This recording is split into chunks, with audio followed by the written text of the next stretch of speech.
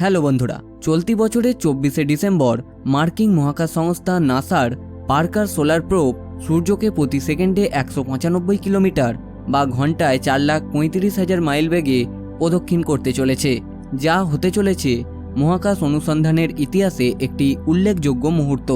এটি এখনও পর্যন্ত মানবসৃষ্ট সবচেয়ে দ্রুততম বস্তু। অপরদিকে মানবসৃষ্ট কোনো বস্তুই এর আগে সূর্যের এত কাছ থেকে কখনো যায়নি। পার্কার সোলার প্রোব সূর্যের পৃষ্ঠ থেকে মাত্র 6.1 মিলিয়ন কিলোমিটার বা 3.8 মিলিয়ন মাইল দূর দিয়ে প্রদক্ষিণ করবে। পার্কার প্রকল্পের বিজ্ঞানী ডক্টর নূর রাউফি বলেছেন, আমরা বলতে গেলে একটি নক্ষত্রের ওপর অবতরণ করতে চলেছি। এটি মানবসৃষ্ট ইতিহাসে একটি স্মরণীয় অর্জন হবে। এটি 1969 সালের চাঁদে অবতরণের সমতুল্য হতে চলেছে। পার্কারের গতি সূর্যের বিশাল মহাকর্ষীয় টানের কারণে বৃদ্ধি পাবে। এই গতি হবে 30 সেকেন্ডের কম সময়ের মধ্যে নিউ ইয়র্ক থেকে লন্ডনে উড়ে যাবার মতো। নাসার পার্কার সোলার প্রোব এখনও পর্যন্ত করা সবচেয়ে সাহসী মিশনগুলির মধ্যে একটি।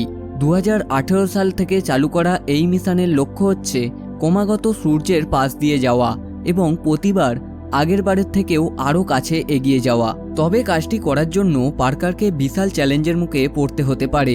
এক্ষেত্রে প্রোবটি সূর্যের কাছাকাছি যে কক্ষপথে অবস্থান করবে সেখানে এর সামনের তাপমাত্রা হবে 1400 ডিগ্রি সেলসিয়াস। তাই পার্কারের পরিকল্পনা হচ্ছে দ্রুত কক্ষপথে প্রবেশ করে আবারও দ্রুত বেরিয়ে আসা। এটি মূলত সৌর পরিবেশের বিভিন্ন তথ্য সংগ্রহ করবে। গবেষকরা আশা করছেন এটি আমাদের সৌর প্রক্রিয়ার সম্পর্কে যুগান্তকারী কিছু মৌলিক জ্ঞানও এনে দিতে পারে।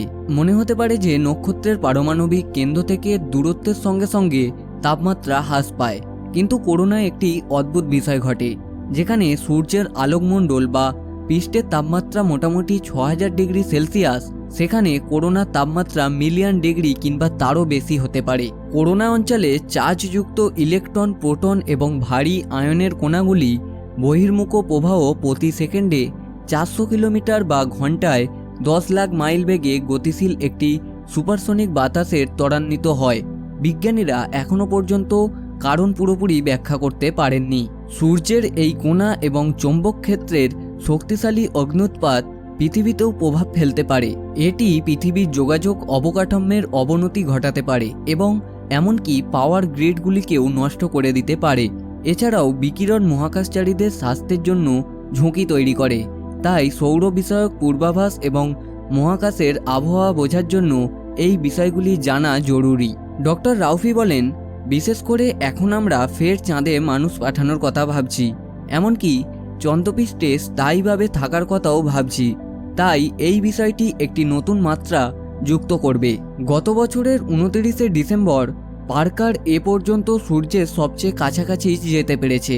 তবে 2024 সালের শেষ দিকে এটি সূর্যের আরও কাছাকাছি গিয়ে ইতিহাস তৈরি করবে। তবে পার্কারের ডিসেম্বরের আসন্ন মিশনটি হতে চলেছে চূড়ান্ত, কারণ এর থেকে বেশি কাছে আর যেতে পারবে না মহাকাশযানটি। এর থেকে এগিয়ে গেলে তাহলে মহাকাশযানটি অসহনীয় তাপমাত্রার কারণে ক্ষতিগ্রস্ত হবে। তো এই ছিল আজকের একটি ইনফরমেটিভ ভিডিওটি আপনাদের কেমন লাগলো অবশ্যই কমেন্ট বক্সে কমেন্ট করে জানাতে ভুলবেন না। যদি ভালো লাগে তাহলে অবশ্যই লাইক করবেন এবং বন্ধুদের সঙ্গে শেয়ার করবেন। আসি, আবার দেখা হবে পরবর্তী কোনো নতুন ভিডিওর নতুন ইনফরমেশন নিয়ে।